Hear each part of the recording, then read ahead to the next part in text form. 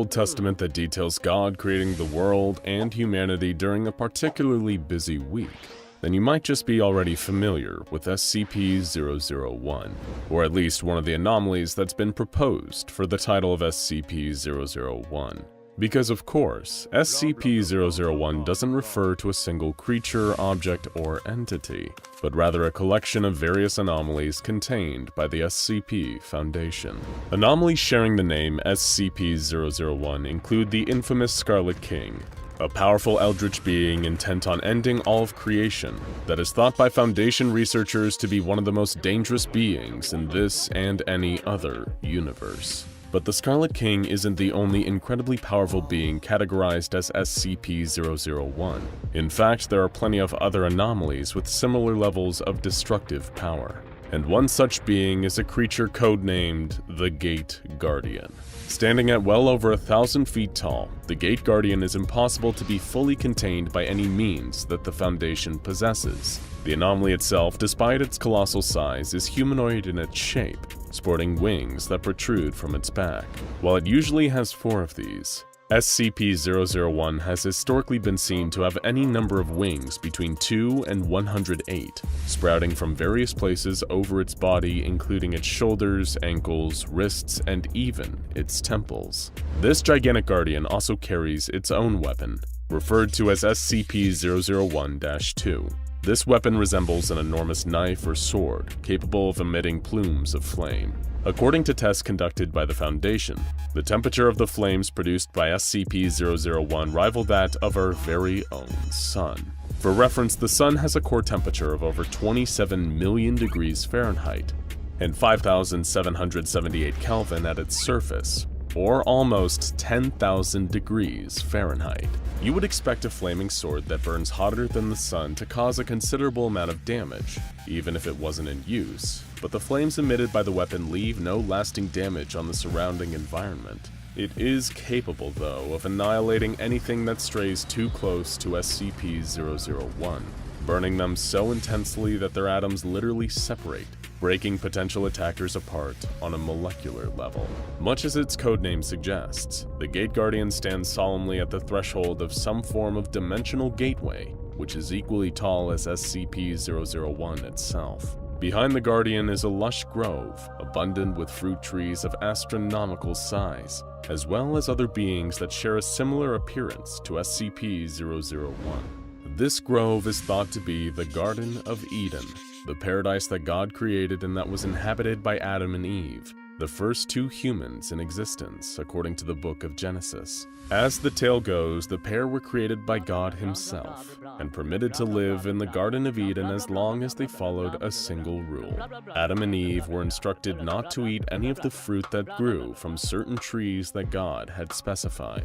Within view just behind the Gate Guardian are 2 immense trees, one bearing apples and the other bearing different fruit of an unknown type. The one that looks like an apple tree is believed, even by some in the Foundation, to be the biblical tree of knowledge that Eve was convinced to pick a fateful apple from after an encounter with a snake. The other, the one with unidentifiable fruit, is thought to be the tree of life. However, this is all speculation, since it is currently impossible to venture through this gateway and verify if the realm beyond is truly the Bible's own Garden of Eden.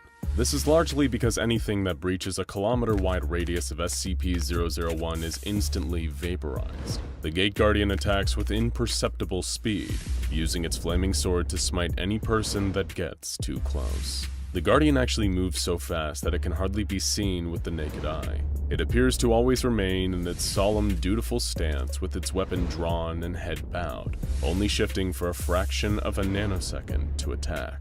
Ranged attacks against the Guardian are just as ineffective, with all projectiles fired at SCP-001 reduced to atoms before they can do any harm. Even if said projectile happens to be a nuclear weapon, the Gate Guardian will be able to subatomically vaporize both the projectile itself as well as the person who sent it, regardless of how far away they are, all while not appearing to lift a finger. During an experiment involving SCP-001 on December 26, 2004, an SCP Foundation nuclear submarine called Nautilus launched a series of multi-warhead intercontinental ballistic missiles at the Gate Guardian. The retaliation from the Guardian resulted not only in the deaths of approximately 35,000 innocent civilians, but the blast is also believed by some to have inadvertently caused the 2004 Boxing Day tsunami. The severity of this incident came dangerously close to revealing the Foundation's existence to the world, resulting in them rapidly deploying any means necessary to erase any trace of the 35,000 victims' families, friends, and other related individuals. In order to avoid questioning, the SCP Foundation administered amnestics on an almost worldwide scale, and the O5 Council banned any further tests on scp-001 that involved nuclear weapons. In what was hoped by the Foundation to be a test with lower stakes, they sent an expendable D-Class personnel towards scp-001. The D-Class approached the area where the Gate Guardian is located, and as soon as they saw it, they could hear a very clear command in their mind: leave.